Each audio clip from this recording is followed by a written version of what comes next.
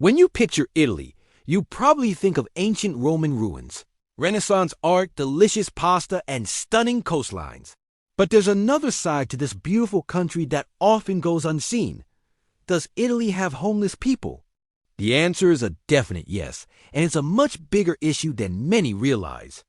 Official estimates put the number at over 50,000 people, but most experts agree the real figure is much, much higher.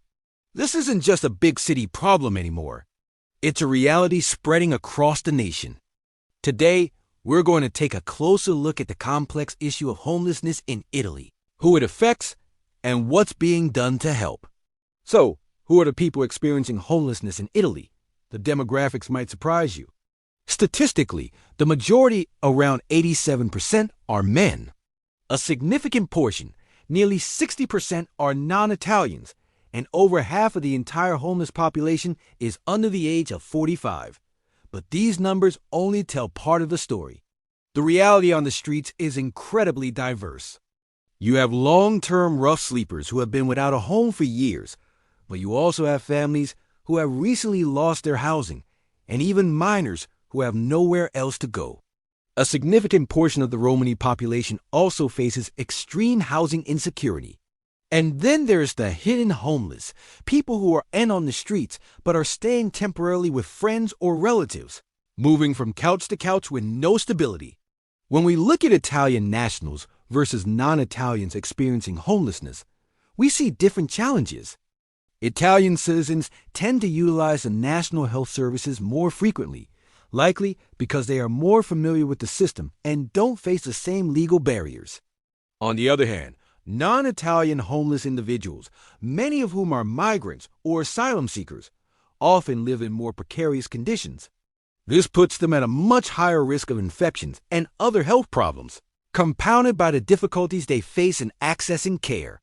So while homelessness affects everyone, the specific struggles can vary greatly depending on a person's background and legal status.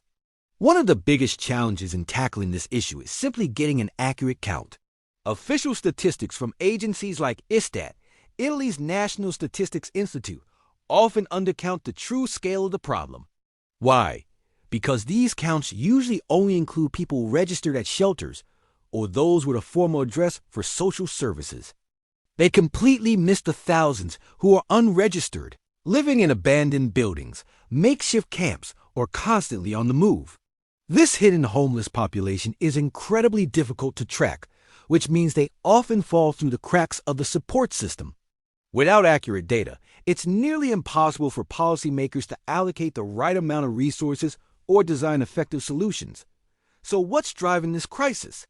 Economic factors play a massive role. The 2008 financial crisis hit Italy hard, pushing many people into poverty and eventually onto the streets. Just as things were beginning to stabilize, the COVID-19 pandemic delivered another devastating blow. Lockdowns shuttered businesses, jobs disappeared overnight, and many who were already living paycheck to paycheck found themselves unable to pay rent. This created a new wave of homelessness, affecting people who had never experienced housing insecurity before. It is a stark reminder of how quickly circumstances can change and how vulnerable many people are in our modern economy. Now, let's talk about the shelter system. You might think that if someone is homeless, they can just go to a shelter. But it's not that simple. Across Italy, especially in major cities like Rome and Milan, shelters are chronically overcrowded. There simply aren't enough beds to meet the demand. On any given night, thousands are turned away. Furthermore, getting into a shelter often involves navigating a maze of bureaucracy. Many shelters have strict criteria. You might need a valid residence permit, an ID card, or other documents that are incredibly difficult to obtain or keep safe when you re-living on the streets. This creates a cruel catch-22, where the very people who need help the most are the ones who have the hardest time accessing it. Access to healthcare is another huge hurdle. Imagine being sick or injured without a home. Where do you go? How do you get a prescription filled? For homeless individuals in Italy, especially migrants, these aren't just hypothetical questions. Many struggle to access even basic primary care. While Italy technically has universal health care, registering with the National Health Service requires an address, which is an immediate barrier. Without a family doctor, many are forced to rely on emergency rooms for all their health needs, which is inefficient and doesn't provide the continuous care needed for chronic conditions. This lack of access to preventative care and social support means that simple health issues can quickly escalate into serious life-threatening emergencies. While the problem is most visible in large northern cities like Milan and Rome, where thousands live on the streets, homelessness is no longer confined to these urban centers. It's a growing concern in smaller cities and towns all across the country, from the north to the south.